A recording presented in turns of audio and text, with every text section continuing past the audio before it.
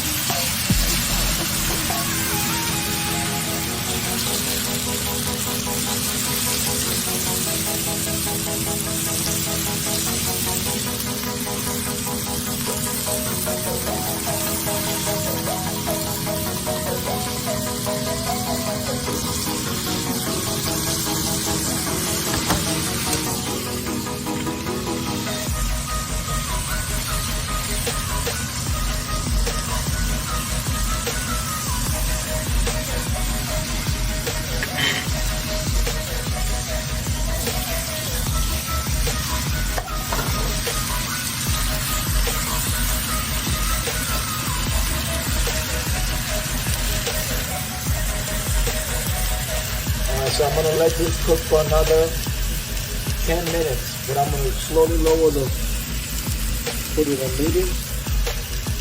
So what I did is I spread the onions around a little bit and stir the peppers with the onions and